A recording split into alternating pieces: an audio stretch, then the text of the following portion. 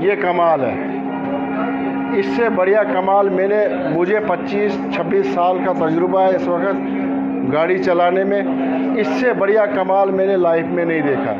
जम्मू कश्मीर में नौजवानों की बढ़ती हुई बेरोजगारी की शरह को कम करने के लिए अपने एक हिस्से के तौर पर और एक जिम्मेदार शहरी होने के नाते डोडा में सलमान उस्मान ड्राइविंग इंस्टीट्यूट की तरफ से ड्राइविंग सिखाने का काम शुरू किया गया है और इस बेड़े को आगे बढ़ाया है इंडियन आर्मी ने। आर्मी के ताउन सलमान उस्मान ड्राइविंग इंस्टीट्यूट जो डिजिटल इंस्टीट्यूट है, ख़ास तौर पर इनकी ये खासियत है कि सड़कों पर गाड़ी नहीं बल्कि एक घर के अंदर एक महफूज तरीके से ट्रैफिक को भी खलल डाले बगैर बच्चों को महफूज और एक सिक्योर ड्राइविंग स्किल्स सिखाते हैं ताकि वो कल को जब रोज़गार के लिए गाड़ी पे चलाएं और दूसरे लोगों की ज़िंदगी को भी सिक्योर करें, उनको तहफ़्फ़ुज़ फराहम करें, खुद के लिए भी रोज़गार का ज़रिया कमाएं।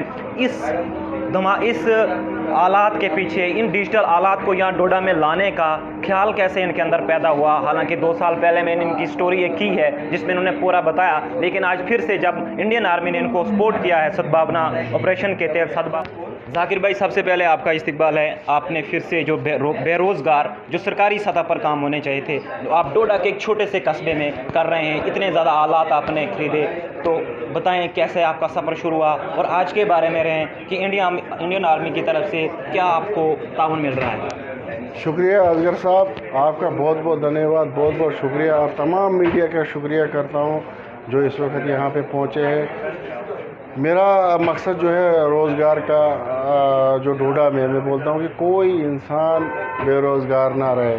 हमने जब शुरुआत की थी इसी ड्राइविंग से शुरू की थी, वो आपको पता है आज कि हम इस वक्त, और हमने लगभग ये पिछले एक साल के को 300 क्रॉस कर चुके हैं ड्राइवर हम। उसमें से कोई 60-65 जो है कमर्शियल गाड़ियाँ इस वक्त चला रहे हैं।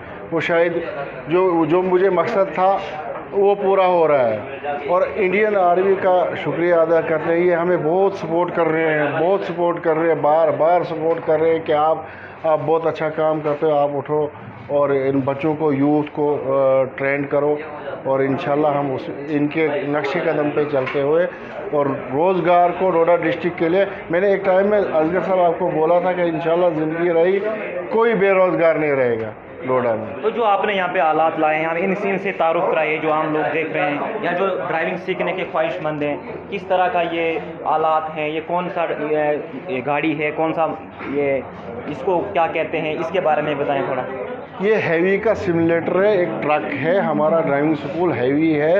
ये ट्रक है जो हम इस ट्रक पे लोगों को सिखाते हैं, उसके बाद हम इसका डिप्लोमा इशू करते हैं। फिर गवर्नमेंट की फ़ीस बाद में कटती है, लेकिन पहले यहाँ पे हम उनको ट्रेन करके फिर हम ओरिजिनल गाड़ी पे देते हैं, उनको ट्राई देके फिर उनको यहाँ से हम सर्टिफिकेट देते हैं जो आरटीओ ऑफिस में फिर वो फ़ीस काटते हैं और करके ट्राई देते हैं और उनका कमर्शियल लाइसेंस हो जाता है। इसका ये जो गवर्नमेंट ऑफ इंडिया ने अप्रूव की हुई है, ये मैंने आपको पता है 2020 में हमने लाई थी ये मशीन, जो अभी भी पंजाब में कहीं नहीं है, जम्मू कश्मीर में कहीं नहीं है। जम्मू कश्मीर में सिर्फ डोडा में ये मशीन लगी हुई है। इसके अलावा भी जो आपके यहाँ पर कुछ जो आपके लर्नर्स आए हैं जो ड्राइविंग सीखने, जो इंडियन आर्मी की तरफ से सिलेक्ट किए, इस गाड़ी की क्या खसूसियत है और इसमें सीखने के बाद इंसान को जो ड्राइवर होगा किस गाड़ी पे आसानी होगी और इसके क्या बेनिफिट्स हैं। असगर साहब, ये कमाल है। इससे बढ़िया कमाल मुझे 25-26 साल का तजुर्बा है इस वक्त गाड़ी चलाने में। इससे बढ़िया कमाल मैंने लाइफ में नहीं देखा है। ये 50 और 60% ट्रेन 10 दिन में अंदर कर लेती है इंसान को। यहाँ पे इस वक्त हमारा एक 5:30 बजे बैच निकलता है लेडीज़ का। एक लड़की है, उसको 4 दिन बाहर हो गए हैं। वो 4 गियर बराबर लगाती है, स्टीयरिंग से बिल्कुल नहीं हिलती है, 60 की स्पीड में गाड़ी चलाती है और उसने कभी हाथ नहीं लगाया। लेकिन इस मशीन पे उसने इस मशीन पे जितना इंसान ध्यान दे, ये अपना वो छोड़ देती है, अपना जो इसका जो मकसद है ना वो छोड़ देती है। जब यहाँ से इंसान जाता है उसको स्टीयरिंग की तो हमें ज़रूरत ही नहीं पड़ती है कि हम अपने स्टूडेंट को स्टीयरिंग, और हमारी वीडियो पर डे जो आती है पर डे आती है फेसबुक पे। आखिरी सवाल मेरा कि डोडा शहर जो पहले ही तंग गलियों पे मुश्तमिल है, यहाँ चलने के लिए रास्ते नहीं है, फुटपाथ पे दुकानें वहीं, गाड़ियाँ पार्क वहीं। तो आपका ये जो ख्याल था, क्या उस नज़रिए को आपने ध्यान में रखा कि यहाँ पार्किंग की जगह नहीं, यहाँ चलने की जगह नहीं है, और अब जो खासकर लर्नर्स को किस तरह का तहफ़्फ़ुज़ फराहम कर रहे नहीं, हैं? वो मकसद नहीं था। हमारा मकसद बेरोज़गारी ख़त्म करने का था। बेरोज़गारी आप ख़त्म करोगे, क्योंकि हमें पता है ना बेरोज़गारी क्या होती है। हमने वो भुगता है ना, वो देखा है ना हमने वक्त पे। हम तड़पते थे, कैसे तड़पते थे, खाने के लिए कैसे तड़पते थे।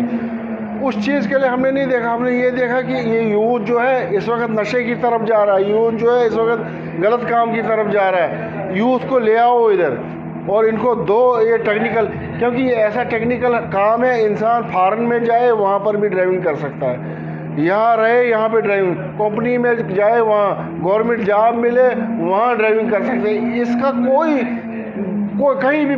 कल एक इंजीनियर आया था मेरे पास, मुझे ड्राइविंग सिखा दो। मैंने कहा यार तू तो इंजीनियर है, तूने इंजीनियर पढ़ा है। कहता नौकरी नहीं है। मैंने कहा क्या करेगा? कहता इस पे रोज़गार कमाऊँगा। मैंने कहा आ जा,